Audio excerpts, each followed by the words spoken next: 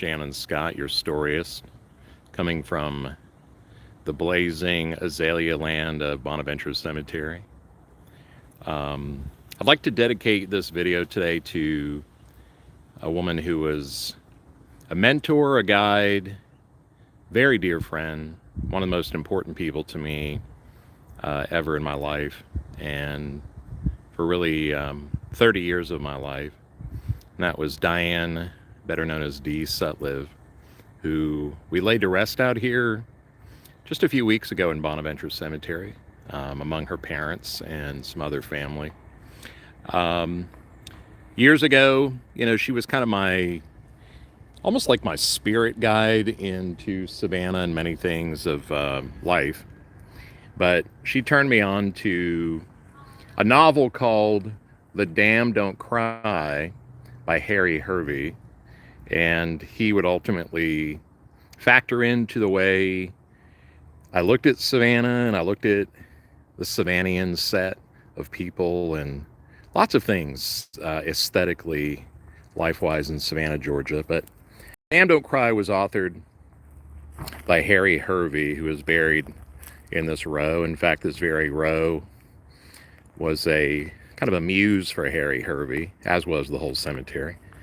And although he grew up in Austin, Texas, or was born there, and spent a lot of his life sitting in hotel lobbies of grand 600, 800 room hotels, making a study of every type of character from around the world, coming and going, and human interaction and drama. He really loved Savannah, Charleston, New Orleans, and made quite a life for himself in the world of literature, playwright, and musicals, and became a bit of a Hollywood screenwriter. But he really preferred these kind of southern eccentric circles, although he had a fascination with the Orient and traveled extensively in the Orient, which was also a big part of his writing inspiration.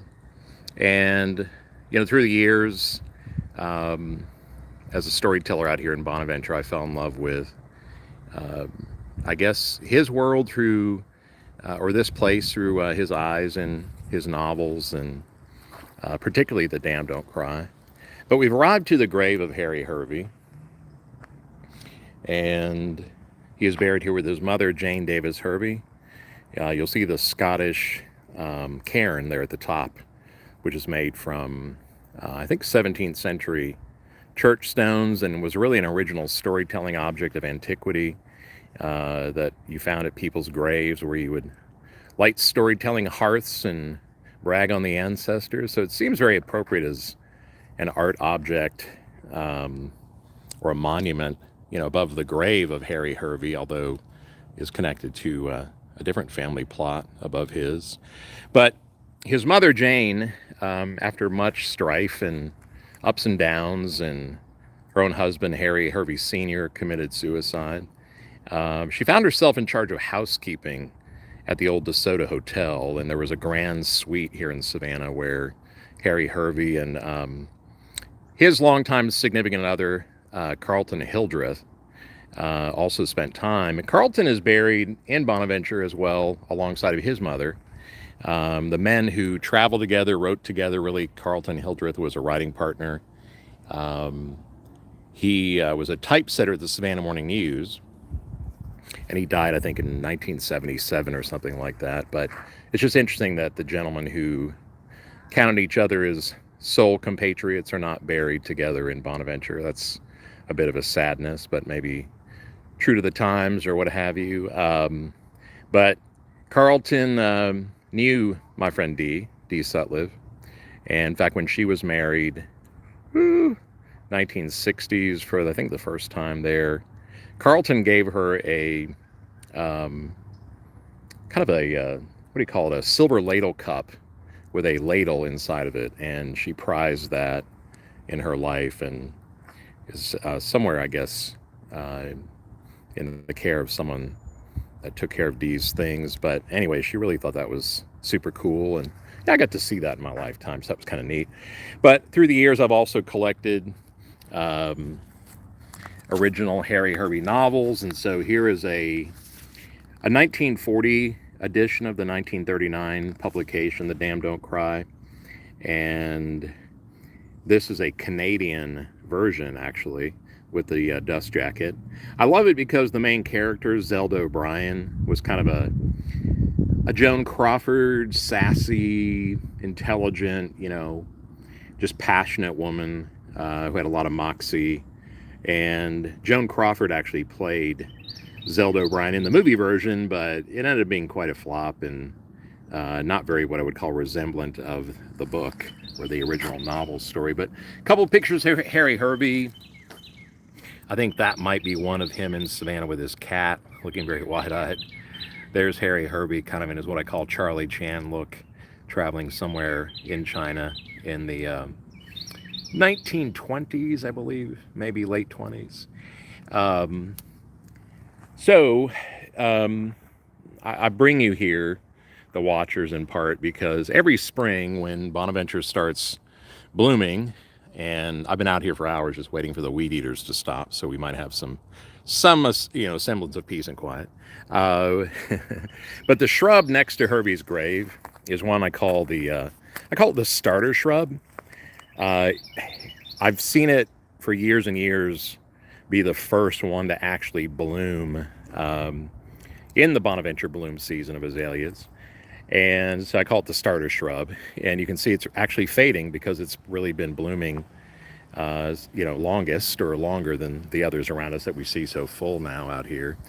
But yeah, it still has a little bit of a beauty to it, kind of fragile looking, obviously, but gorgeous. And in the novel, Harry Hervey brings the young Zelda O'Brien, the character who is the light of the story. She's kind of what I call the Victor Hugo brushstroke of the story.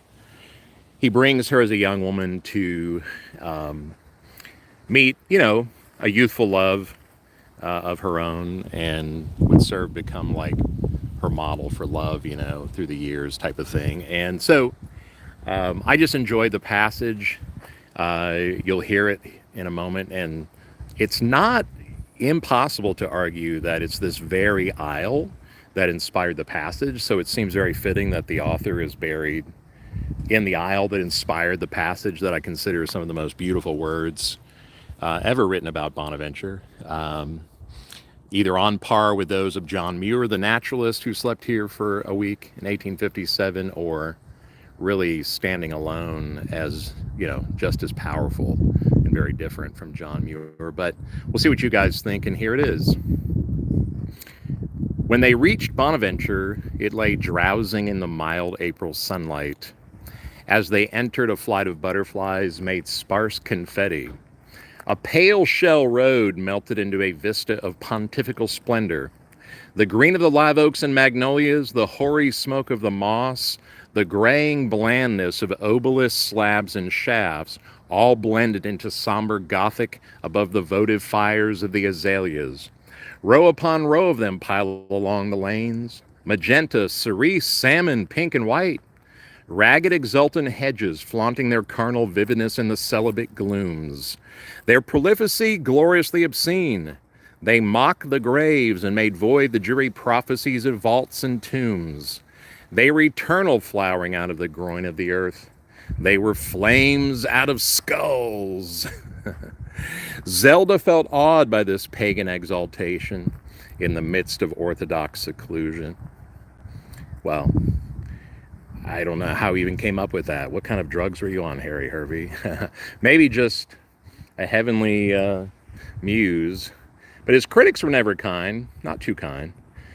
Some were, I guess, but many said he was too wordy. But, I think he stayed within the lines. He was just right there on that edge and showed really control while being very naturally descriptive. But nonetheless, Harry Hervey, he was diagnosed with, I believe, cancer of the larynx. It didn't help him that he was a steady drinker, like many writers are. And when they put radiated pellets into his abdomen to try to treat the cancer, they ended up having to remove his larynx. Imagine that as a storyteller, losing your literal voice. That's my nightmare. But But Harry Hervey ends up succumbing to that at a young age there, 50 years of age, really. But I mean, these words on his epitaph, such choice words. Mine has been a long journey to the uttermost hinterlands, and my eyes and my heart are filled with what I have seen. One cannot have looked behind the mask we have put on upon death and found there the face of God without being invested with the highest inspiration, the deepest humility. Well, there's a man staring into his own mortality, reflecting on the life that he saw, the world that he saw, and maybe even saying a few things past his ordinary kind of statement. But anyway, that was for you, D. Sutliv, over there near the river. And thank you for blessing me with so many good understandings of the world and far beyond my own, really. But hope you guys enjoyed that. Thanks for watching, and come see us in Bonaventure sometime, and certainly come by and see Harry Hervey.